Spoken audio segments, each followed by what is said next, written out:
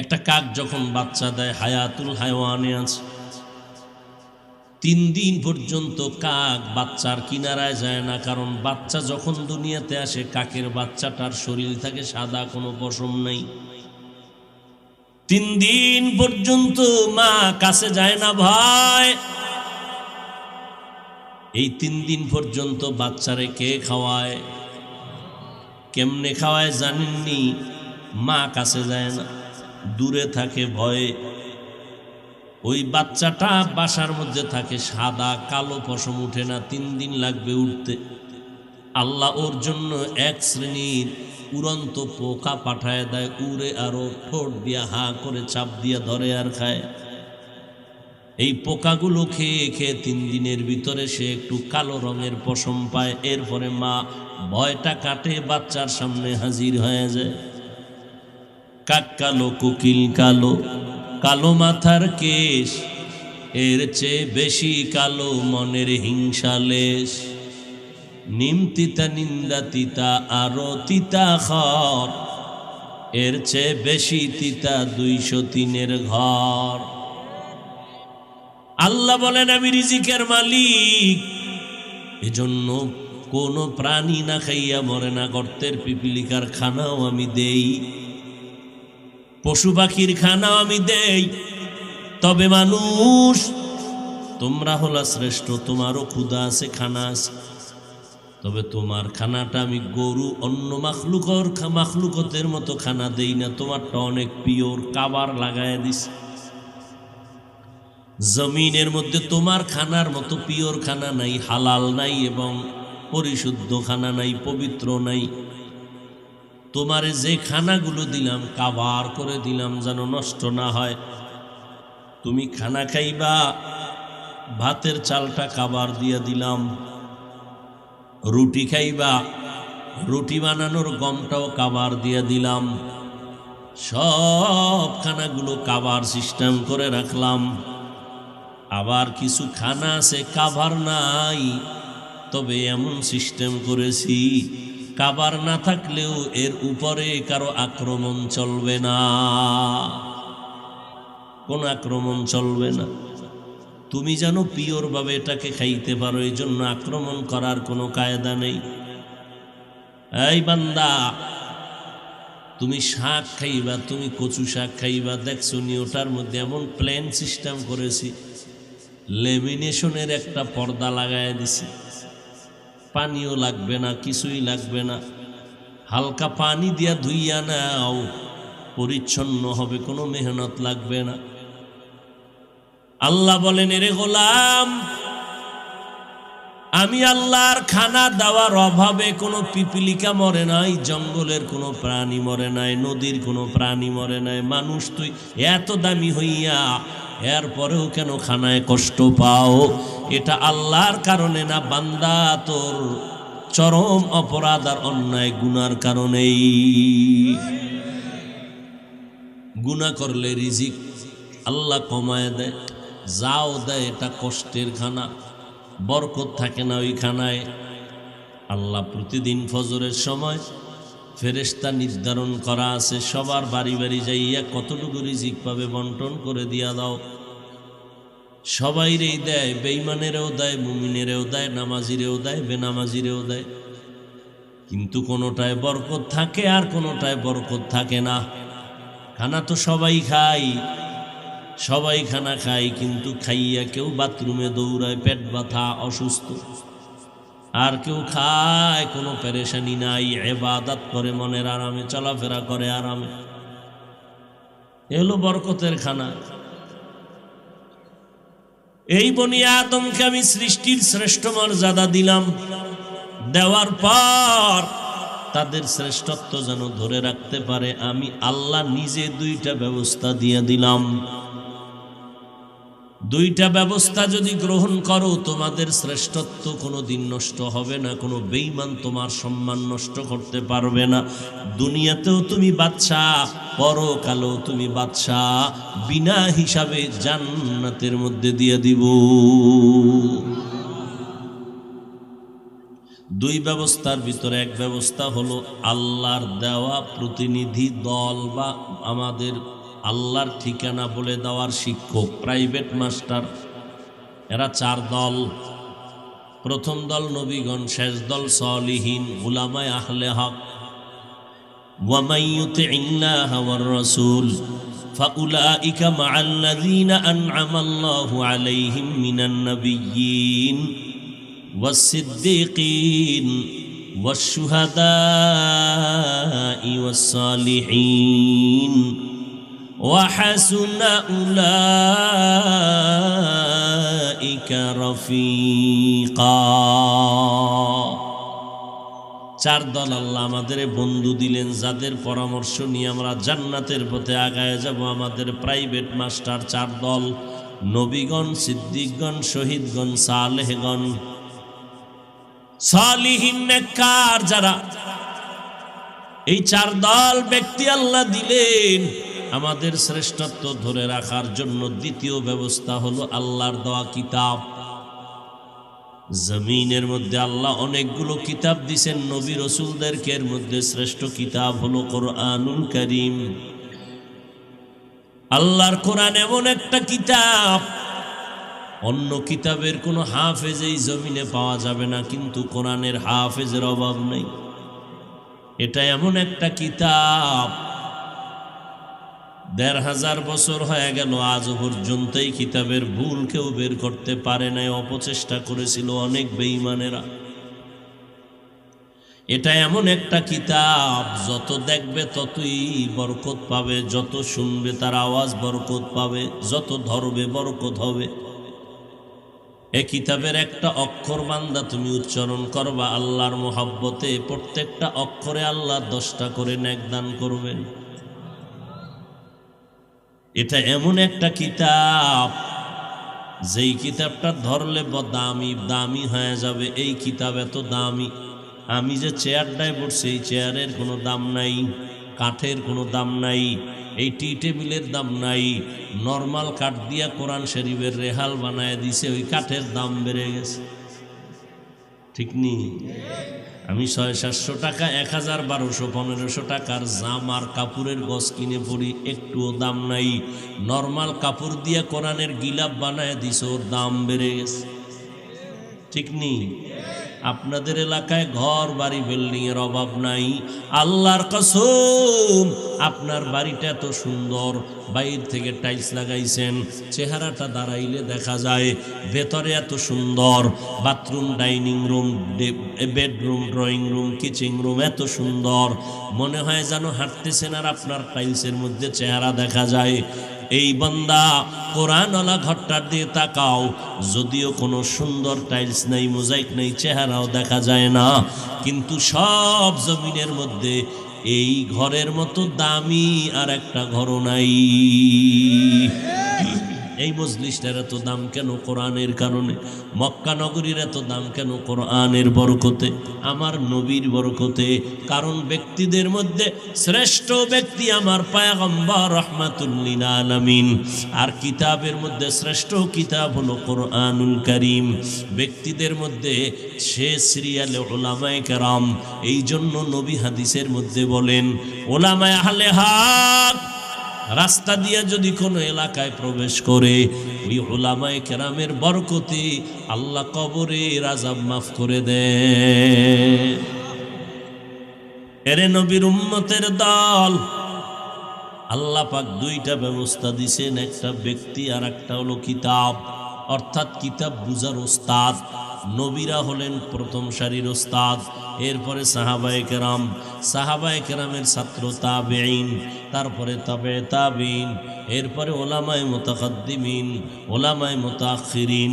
এইভাবে কিয়ামত পর্যন্ত আর নবী আসবেন না, কিয়ামত পর্যন্ত আর কোনো আবু বকর আসবেন না, ওমরে ফারুক আসবেন না, কিয়ামত পর্যন্ত আর ওসমান গনি আসবেন না, কিয়ামত পর্যন্ত কোনো সাহাবায়ে কেরাম আর আমরা পাবো না। আর কোনো দিন আমরা আবু হানিফারে পাবো না, ইমাম বুখারীকে পাবো না, ইমাম মুসলিমকে পাবো না, ইমাম আবু দাউদকে, তিরমিজিকে পাবো না। কিয়ামত পর্যন্ত এই জমিনের মানুষগুলো উস্তাদ বানাইয়া কোরআন হাদিস শিখা আল্লাহর পথে চলবে, সেই উস্তাদ হবে একমাত্র শুধুমাত্র কেবলমাত্র উলামায়ে আহলে হক।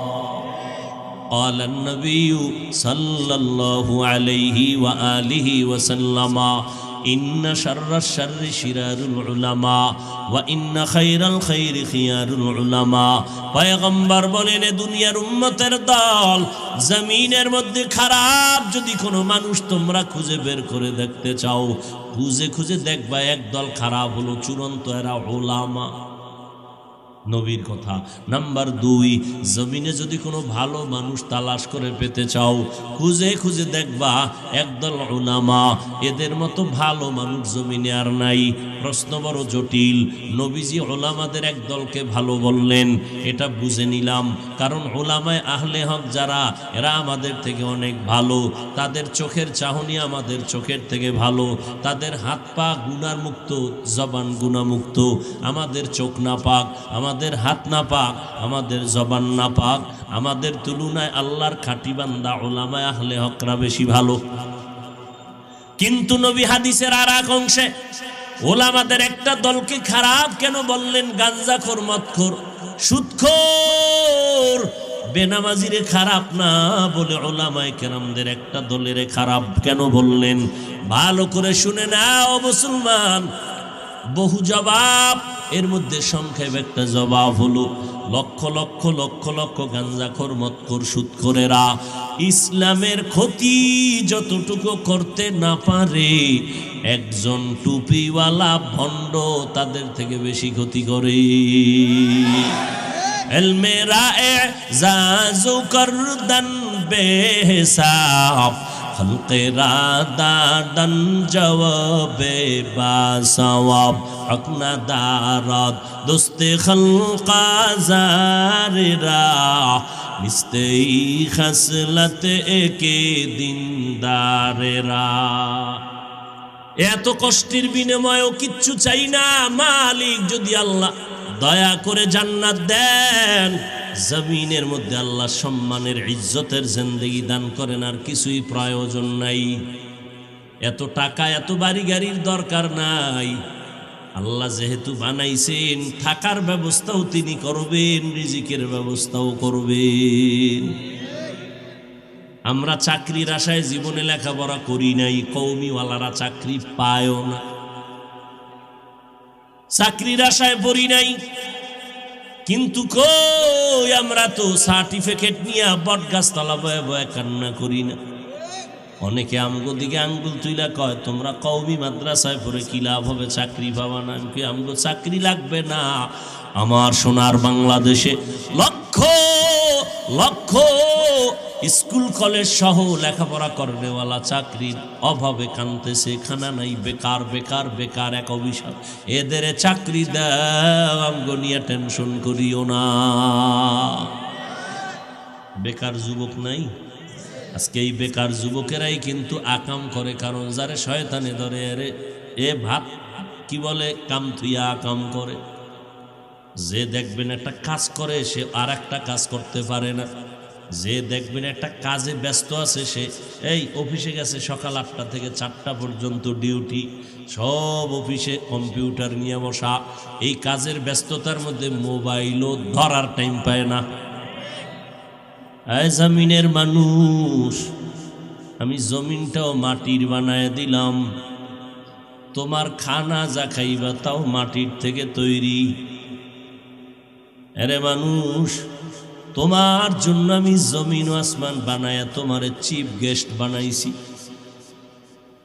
আমি আল্লাহ তোমার জন্য চলার মতো ব্যবস্থা আমি স্থলে করেছি, পানির মধ্যেও রেখেছি। এক দেশ থেকে আর এক দেশে ব্যবসার মাল নিয়ে যাও, পানির মধ্য থেকে। বড় বড় তুফান আর ঢেউ, এর মধ্যেও আমি আল্লাহ তোমাকে চলার মতো ব্যবস্থা করে দিয়েছি। এবং আমি আল্লাহ পাক তোমাদের মধ্য থেকে আবার একে অন্যের তুলনায় মর্যাদাশীল করেছি। যেমন সারা মাখলুকতের ভেতরে মানুষ বড় দামি, এই মানুষের মধ্যে আবার যারা মুমিন তারা অন্যদের তুলনায় দামি। সারা মুমিনদের ভেতরে আবার যারা নবী আম্বিয়ায়ে কেরাম তারা আরো দামি। সমস্ত নবীদের ভিতরে শ্রেষ্ঠ হলেন রাহমাতুল লিল আলামিন। আর সব নবীর উম্মতের মধ্যে শ্রেষ্ঠ উম্মত হলো আমার রাহমাতুল লিল আলামিনের উম্মত। আখিরি নবীর উম্মতেরা দামি। সারা দুনিয়ার মানুষের মধ্যে তাহলে ফলাফল কি দাঁড়াইল? সারা দুনিয়ার মাখলুকতের মধ্যে মানুষ দামি, মানুষের ভেতরে মুমিনরা দামি। মুমিনদের ভিতরে প্রথম সারিতে আম্বিয়ায়ে কেরাম, দ্বিতীয় সারিতে সাহাবায়ে কেরাম, তৃতীয় সারির মধ্যে আছেন উলামায়ে আহলে হক, সাদিকিন সালিহিন। এরা হলো দামি। আর সব নবীদের উম্মতের ভিতরে আখিরি নবীর উম্মত আমরা শ্রেষ্ঠ। আবার আমাদের ভিতরে যারা কোরআনের ইলমওয়ালা তারা আরো শ্রেষ্ঠ। ইলমওয়ালাদের ভেতরে যারা আমলওয়ালা তারা আরো শ্রেষ্ঠ।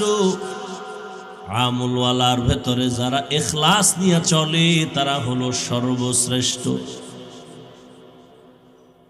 আল্লাহ তাআলা বলেন, এর মানুষ, জমিনের মধ্যে যত প্রাণী দিলাম তাদের খানার আয়োজন করেছি। আমি আল্লাহ পাক তোমারেও খানা দেই, পিপিলিকারও খানা দেই। আমি রাজ্জাক, আমি রিজিকের মালিক। এজন্য জঙ্গলের কোনো প্রাণী না খাইয়া মরে না। আমি রিজিকের মালিক, এজন্য সমুদ্রের মাছগুলো না খায়া মরে না। আমি রিজিকের মালিক, খোলা আসমানের মহাশূন্যের ভিতরে উড়ন্ত পাখিরাও না খায়া মরে না। শয়তান বসে নাই। এই জন্য আমি সংশ্লিষ্ট যারা জমিনের মাথাওয়ালা, নেতা নেতা ভাব, ক্ষমতার বড় অভাব। নেতা নেতা কিসের অভাব? ক্ষমতার অভাব। আউযুবিল্লাহ পারে না, নামটা লিখতে পারে না, দস্তখত দিলে কলম ভেঙে যায়। সেও মনে করে প্রধানমন্ত্রীর থেকে আমার পাওয়ার কম না। আছে না নাই? আমার বেকার যুবক যুবতীদের কাজের ব্যবস্থা করে দাও, ইনশাআল্লাহ 100 আমার যুবক যুবতীর চরিত্র মোটামুটি লাইনে আসবে। বাকি যত ফিনিশিং উলামায়ে কেরামদের বয়ানে হয়ে যাবে। তাবলীগওয়ালারা মেহনত করতেছে, যুবকদের পিছনে পাও ধরে ধরে ডাকতেছে। মদিনার নবীও কয়, আমি মুহাম্মদের বিরোধিতা করছে বুড়ারা, সহযোগিতা করছে যুবকেরা। এর যুবক, মদিনার নবী তোমার জন্য সুসংবাদ দিয়েছেন। রহমতের নবী একটা কমিটিও করেছিলেন যুবকদের দিয়া, হিলফুল ফুজুল। এর যুবক, তোমার কাজ তো মোবাইল নিয়ে সময় নষ্ট করা না, কারণ বুড়ারা তো এখন কবরের মাঝখানে ভয়ে ভয়ে বেরিয়ে নেন। এখন কোনো ফিকির নেই। মাইয়া ফলায় দিলে দিবে, নাইলে বৃদ্ধাশ্রমে ফাড়ায় দিবে। শেষ কিচ্ছা খতম। আজরাইল আসে আর যায়, কখন জানি টান মাইরা ফালায় তুইয়া চলে যায়। কিন্তু যুবক, তুমি নিজের এত দুর্বল কেন ভাবো?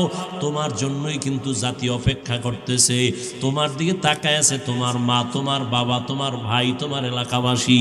তুমি এক কর্মসংস্থানে যাইবা, তোমার একটা ভূমিকার কারণে জাতি আলোর দিশা পাবে, এলাকা আলোকিত হবে, দেশ আলোকিত হবে, সংসার আলোকিত হবে, নারীরা সম্মানে থাকবে। তোমার 2 হাতের কামাই রুজি দিয়া, তোমার মেধা খাটাইয়া কাজের কর্মসংস্থান বাড়াইবা। মেয়েরা কাজ করবে, তোমার ভাইরা কাজ করবে। তোমার মেধার দ্বারা গোটা সমাজের মানুষ কাজে লেগে যাবে। তোমার মেধা খাটাইয়া এই সমাজটাকে তুমি শান্তশিষ্ট রাখবা। মানুষ যখনই কোনো কাম না থাকে তখন আকামের ব্যস্ত হয়ে যায়। মানুষ যখন কামের মধ্যে থাকবে আকাম করার সময় পাবে। না, ভালো কাজে লাগায় দাও। প্রত্যেকটা মানুষের যদি বলা হয় এই তুই আকাম কইরা টাকা খুয়াও, জুয়া খেলো, টাস খেলতেছো, তোর জুয়া খেলার টাইম নাই, আয় আমার কর্মসংস্থানে কাজ কর, তোরে 20,000 টাকা বেতন দিব।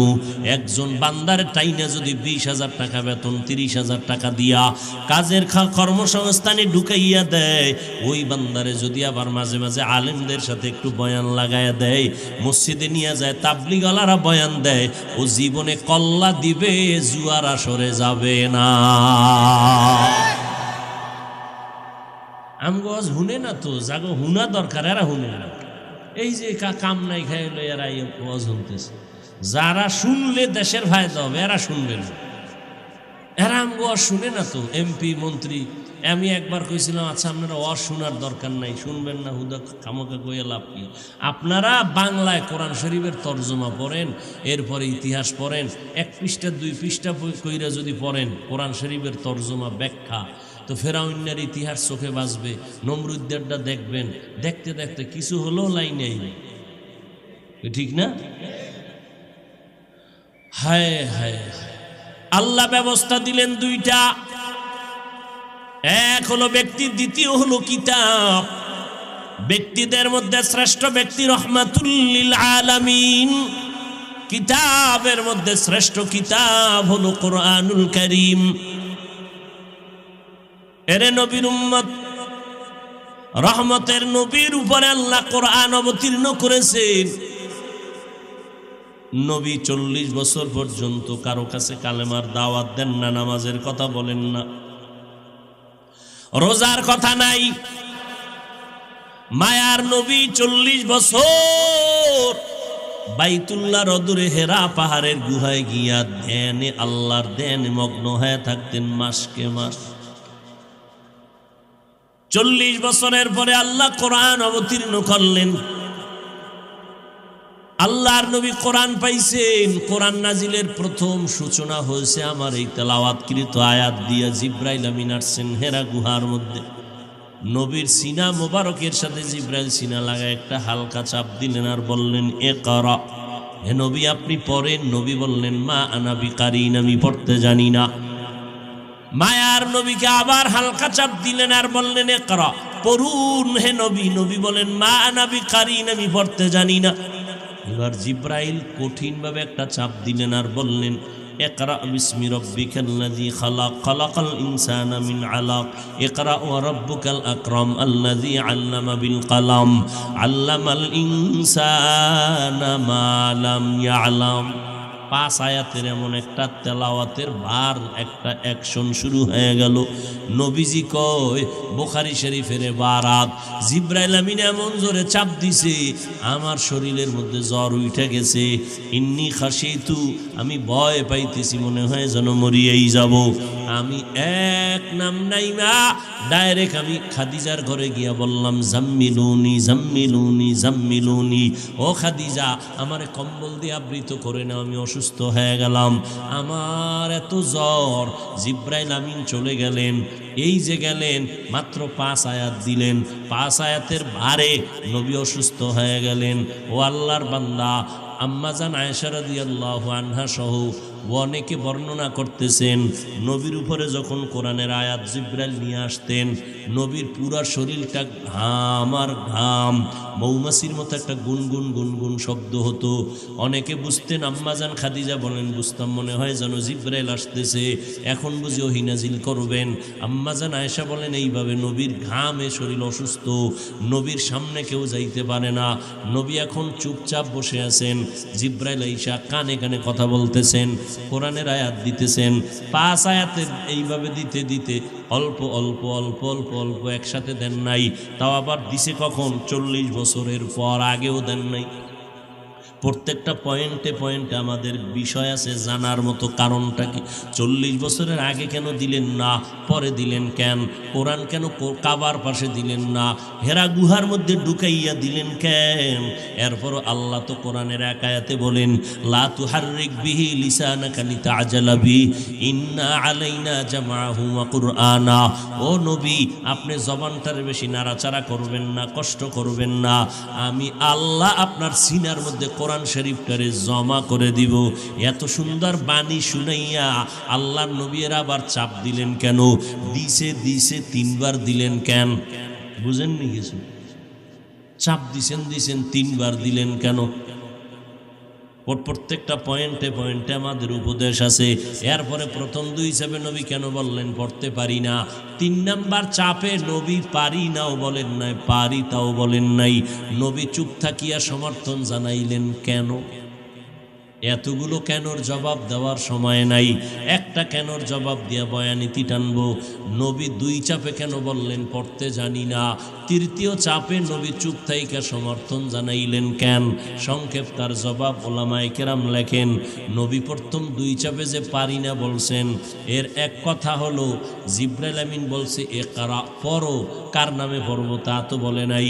শেষবারে যখন বলছে রবের নামে পড়ো, তখন নবী চুপ থাইকা সমর্থন দিলেন, এটা এক জবাব। আর এক জবাব হইল রেশমি কাপড়ের মধ্যে আয়াতগুলো লেখা জিবরাইল নবীর সামনে ধরছেন আর বলছেন ইকরা। নবী বলেন মা আনা বিকারিন, আমি পড়তে জানি না। আবার ধরছেন, আবার বললেন ইকরা। নবী কয় আমি পড়তে জানি না। কেন? নবী দেইখা কিছুই পড়তে পারতেন না। জমিনে কারো থেকে নবী একটা অক্ষর শিখেন নাই। হুদাইবিয়ার সন্ধি যখন হয়, এক মুশরিক বেঈমান কাফেরের সাথে চুক্তিনামা লেখা হয়। লিখতে লিখতে শেষ সময় আব্দুল্লাহ ইবনে মোহাম্মদ আব্দুল্লাহর সন্তান রসুল শব্দ সহ লেখলো মুহাম্মদুর রাসূলুল্লাহর পক্ষ থেকে এই চুক্তিনামা। বেঈমানেরা মক্কার মুশরিকেরা কয় মুহাম্মদ লেখবা আব্দুল্লাহর ছেলে, রসুল লেখবা না, রসুল কাটো। রসুল মানলে তো আর চুক্তিই থাকে না। নবী কয় রে আলী, রসুল শব্দটা কেটে দাও। আলী কয় আপনি কি রসুল না? কয় 100 আমি রসুল, তো কাটবো কেন? কয় কাটো। আলী কয় আমার হাত দিয়ে আমি রসুল শব্দ কাটতে পারবো না। নবী কয় কাগজটা আমার হাতে দাও। নবী হাতে নিয়ে কয় আলী আমি তো পড়তে জানি না, আমার আঙ্গুল দিয়ে ধরায় দে রসুল শব্দটা কই। নবীজির আঙ্গুল ধরায় দিলেন, এই যে লাইনের মাঝখানে হাত দেন। নবী হাত দিয়া এই রকম একটা টান দিছেন, সাথে সাথে রসুল শব্দটা আর লেখায় নাই। সুবহানাল্লাহ। কেমন ফিডা দরকার! জীবনে ওয়াজ শুনলেন, কোথায় সুবহানাল্লাহ বলবেন, কোথায় আলহামদুলিল্লাহ বলবেন, কোথায় আল্লাহু আকবার, এটাও শিখাই দিতে হবে, ধাক্কা দিতে হইব এরপর। আর এই অবস্থায় জান্নাতে যাইবেন এত সোজা? এই যে মাগরিবের নামাজ পড়ে নাই, কত আশেকরা এখানে বসে আছে। বয়ানের পরে আবার বিড়ি টানতে টানতে চলে যাবে। বাসায় যাইয়া সারা রাত মোবাইল চালাইয়া কবিরা গুনাহ করবে। আমরা মোনাজাত ধরি বইয়া, মোবাইল ওয়ালারা মোনাজাত ধরে হইয়া। এইভাবে মোনাজাতটা দিয়া মাঝখানে মোবাইল, সারা রাত কবিরা গুনাহ, কবিরা গুনাহ, কবিরা গুনাহ। হাসিও না রে বাবা, কত যে খারাপ লাইনে তুমি গেছো, তোমার মা জানলে তোমার জুতা দিয়া ফিটাইতো। আল্লাহ কয় আমি জানার পর আমি কিছুই বলি না, রাগ করি নাই। আমি যদি একটু স্বার্থপর হইতাম, তোর গলা টিপে ঘুমের মধ্যে তোরে মেরে ফেলতাম। আমি আল্লাহ রাগ করি নাই। রাগ করে পানিও বন্ধ করি নাই, বাতাস বন্ধ করি নাই, খানা বন্ধ করি নাই, সূর্যের আলো বন্ধ করি নাই। বরং প্রত্যেক রাতের শেষ বেলা আমি আল্লাহ প্রথম আসমানে এসে আমার গুনাহগারদের ডাক দেই, আলা মিন মুস্তাগফিরিন ফাগফির আলা। এ গুনাহগারের দল, গুনাহ করতে করতে করতে করতে 1 বছর, 2 বছর, 30 বছর, 40 বছর, 50 বছর, 70 বছর লাগাই বিশাল একটা পাহাড় বানাইছো। আমি আল্লাহর কাছে তওবা করার মতো কর, আমি আল্লাহ তোর 70 বছরের পাহাড় ভেঙ্গে দিব মাত্র 1 সেকেন্ডে।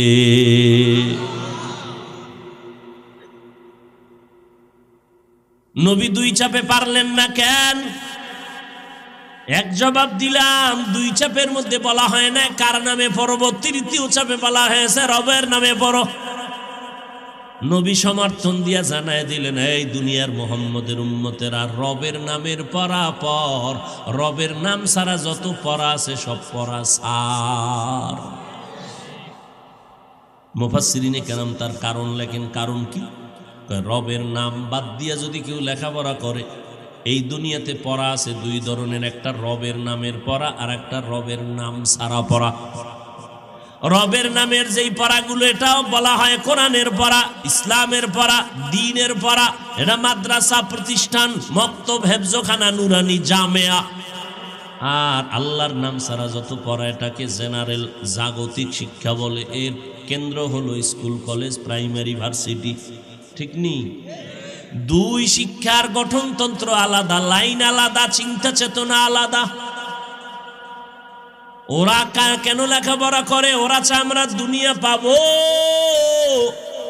কোরআনের শিক্ষা যারা পড়ে এরা চায় আমরা আখিরাত পাবো। আমগো চাকরি মাকসাদ না, আমরা আল্লাহকে পাইতে চাই। দুই ধরনের চিন্তা ভাবনা, ঠিক না? এই জন্য দেখেন একই পড়া আছে, এর মধ্যে চিন্তা দুইটা দুই দিন। মাদ্রাসায় কিন্তু আদর্শ লিপি সরোয়া সরেয়া ক খ পড়ায়, স্কুলেও পড়ায়নি। কথা কয় না? ব্যাখ্যায় কিন্তু দুইটা দুই লাইন। মাদ্রাসায় যদি পড়ে সরোয়া, পাশি দিয়া শব্দার্থ দিয়ে দেয় সরোয়াতে ওযু, সরায়াতে আল্লাহ। এই একই অক্ষর স্কুলে গেলে সেখানে পড়ায় সরাওয়াতে অজগর, সরায়াতে আপা। ঠিক নেই? মাদ্রাসার বাচ্চাটা কয় আম্মা ওযু কি জিনিস? কয় আয় নামাজের আজান দিছে আমি ওযু করি, দেখ এর নাম ওযু। সন্তান কায়দা করলে আল্লাহ খুশি হইবে। কয় হয়তো আমিও করি। সরায়াতে আল্লাহ, কয় আল্লাহকে? কয় তোরে বানাইছে সে আল্লাহ, তোরে এত সুন্দর চেহারা দিছেন তিনি আল্লাহ, তোরে যে কথা বলার শক্তি দিছেন তিনি তোর আল্লাহ। এবার বাচ্চা আল্লাহরে তালাশ করে, আল্লাহ কেমন, আল্লাহ কেমন। আর অন্য লাইনের সন্তান যখন পড়ে সরোয়াতে অজগর, ও মায়ের কয় মা অজগর কোন জগতের হালুয়া? মা কয় এটা বিশাল বিষাক্ত সাপ, যারে পারে তারে আক্রমণ করে। এবার ওর ভিতরে অজগরের চিন্তা ঢুকছে, মোরাকাবা করতে করতে ওর মেজাজটাও গরম হয়ে গেছে। এবার গেলাস দইরেই ঠাস করে ফেলায়। আম্মা কয় কি? কয় অজগর। ঠিক নেই? এতে আফা, আফা কি? এটা তো জীবনের বড় দামি এক মার্কাস। সন্তানি আপার খুঁজতে খুঁজতে খুঁজতে খুঁজতে খুঁজতে খুঁজতে এক সময় মাকে ভুলে যায়, আপার পেছনে দৌড়ায়। এরপরে আবার সুন্দর সুন্দর কবিতা পড়ায়। মাদ্রাসার ছেলেরা কবিতা পড়ে। সকালে উঠিয়া আমি মনে মনে বলি সারাদিন আমি যেন ভালো হয়ে চলি। আদেশ করেন যাহা মোর গুরুজনে, আমি যেন সেই কাজ করি ভালো মনে। ঠিক না?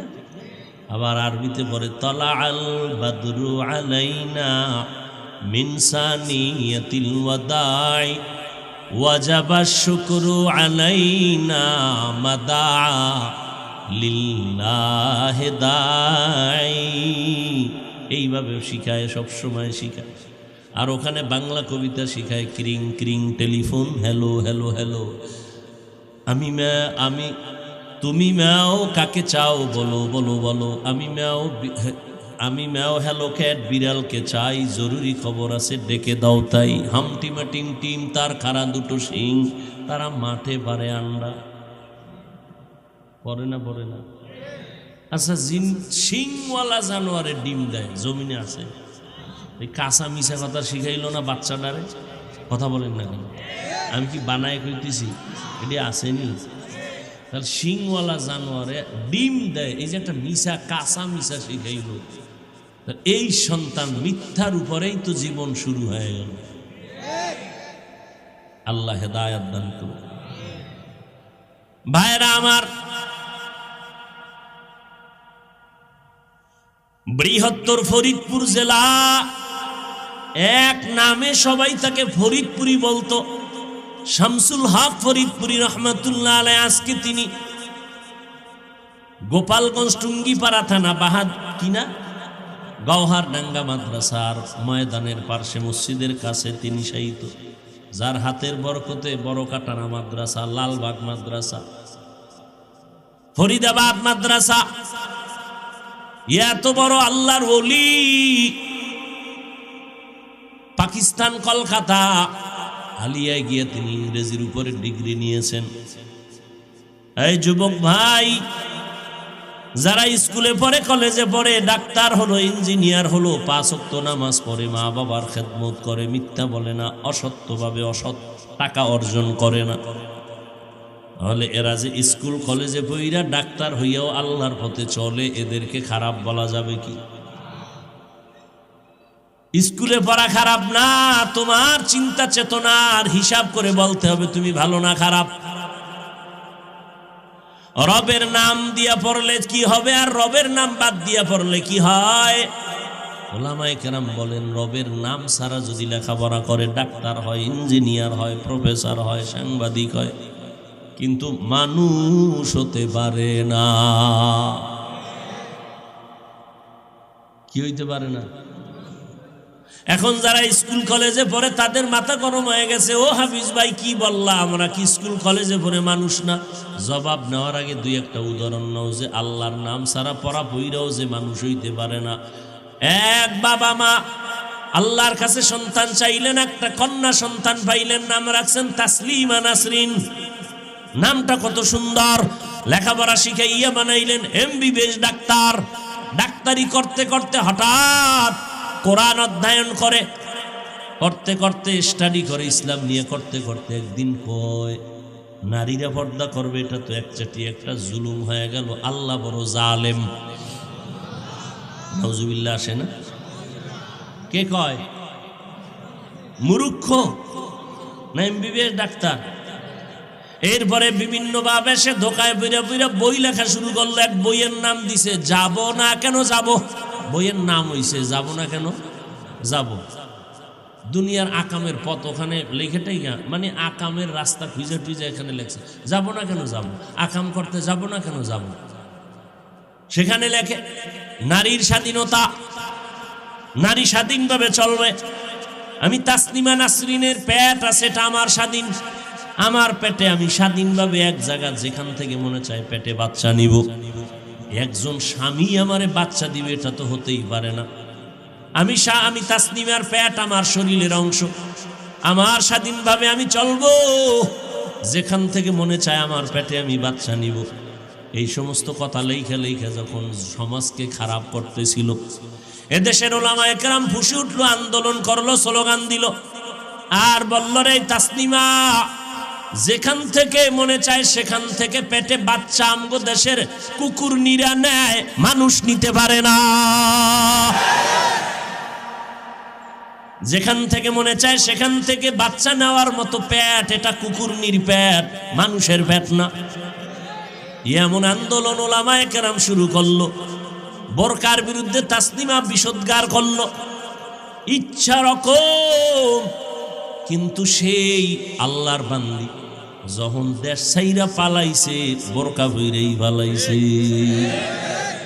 গ্রামে আছে, যে যাকে নিন্দে সে তাকে ভিন্দে।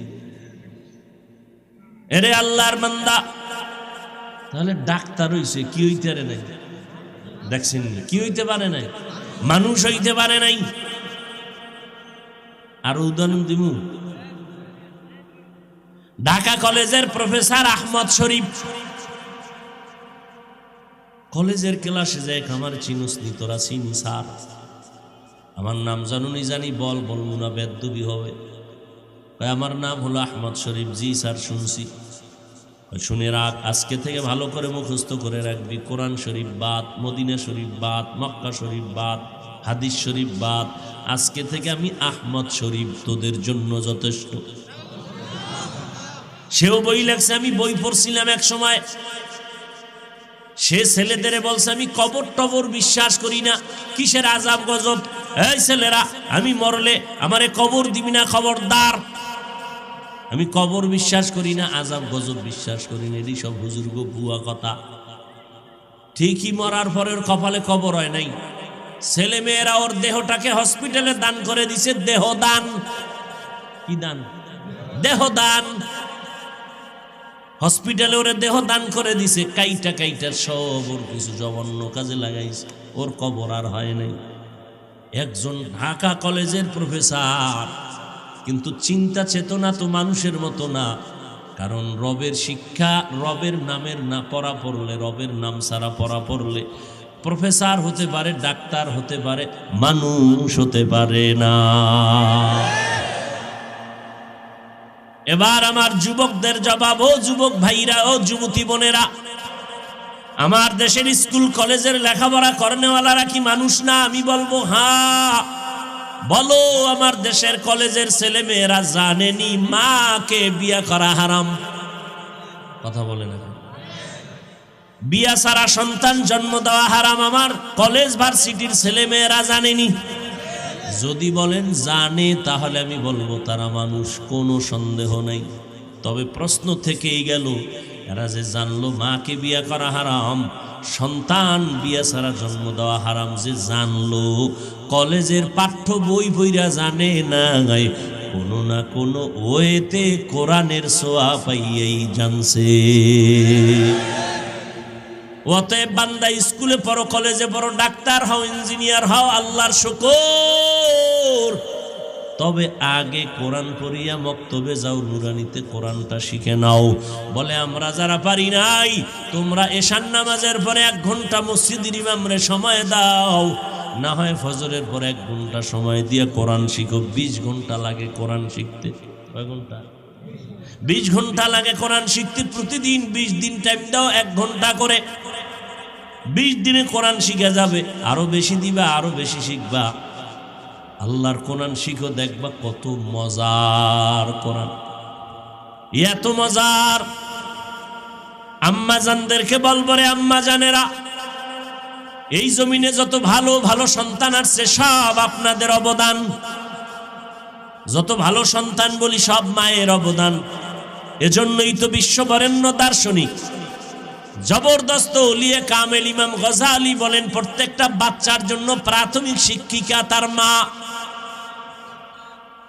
মা সন্তানকে যা শিখাবে তাই শিখবে। এরে আম্মা জান, আপনারা নবীদের মায়ের মতো মা, সাহাবায়ে কেরামের মায়ের মতো মা, হাফেজে কোরআনের মা। আজকে এখানে প্রায় 11 জন সন্তানের মাথায় পাগড়ি দেওয়া হলো, এরা কোরআনের হাফেজ। এদের মা বাবার জীবনটা বড় ধন্য। আল্লাহ এদেরকেও কবুল করেন, আপনাদেরও কবুল করেন। সেদিন এক জায়গায় এক হাফেজে কোরআনের মাথায় পাগড়ি দিলাম। বয়স কত জিগাইলাম? কয় 8 বছর। হাফেজ কেমন হইছো? কয় 6 মাসে কোরআন মুখস্থ করেছি। এরে যুবক, তুমি যখন ডাক্তার হইয়া চেয়ারে বসবা, কোরআন পড়তে জানলে, তখন মনে কবা তোমার মতো জমিনের মধ্যে দামি, সম্মানী আর আনন্দিত কেউ নাই। আজকে তুমি যতই বাহাদুরি করো, কোরআন শরীফ যখন পড়তে পারো না, তখন আর একজন আর তেলাওয়াত শুনে মনের মধ্যে দুঃখ জাগে, কেন শিখলাম না। শিখা নাও, আনন্দ পাইবার সময় মতো আফসুস করলেও তখন আর কাজ হবে না। 1 ঘন্টা সময় দিয়ে কোরআনটা শিখো। এক সময় কোরআনের আয়াত পড়বা, তরজমা পড়বা। এরে আল্লাহর বান্দা ডাক্তার জাকির নায়ক, আল্লাহর কোরআন বান্দা ভালো করে শিখতে পারে না, শুধু বাংলা তরজমা, উর্দু তরজমা বইরা মুখস্থ করে কয়, কিন্তু তেলাওয়াত শিখে না। এই জন্য তার মনে বড় দুঃখ, কেন শিখতে পারলাম না। আবার এই বেচারা যখন কোরআনের আয়াত পড়তে গিয়ে ভুল করে, তখন অনেকে সমালোচনা করে, বিশেষ করে যারা কোরআনওয়ালারা। আর নামাজ ভঙ্গের সব থেকে বড় কারণ হলো, যার কোরআন অশুদ্ধ তার নামাজ হবে না। আজকে ডাক্তার জাকির নায়ক সাহেব যদি সব লাইনে এক্সপার্ট হয়ে গেছে, কিন্তু কোরআনটা যদি বিশুদ্ধভাবে পড়তে পারত, তাহলে এই জমিনে তার সামনে কথা বলার কেউ ছিল না। কথাটারে তুমি বাতাস উড়াইয়া দিও না, পায়ে ধরে বলে গেলাম, বিনয়ের সাথে বলে গেলাম, কোরআনটা শিখিও। মা বোনদেরে বলবো, মা সন্তানটারে কোরআন পড়াইয়া ডাক্তার বানান, কোরআন শিখাইয়া ইঞ্জিনিয়ার বানান, কোরআন শিখাইয়া প্রফেসর বানান। আপনার সন্তান কোরআন শিখে ডাক্তার হবে, কোরআন শিখে ইঞ্জিনিয়ার হবে। কোরআন পড়নেওয়ালা যদি আমার দেশে এসপি হয়, কোরআন পড়নেওয়ালা ডিসি হইয়া যদি চেয়ারে বয়, কোরআনের মাহফিলের জন্য কোনো অনুমতি নেওয়ার দরকার হবে না।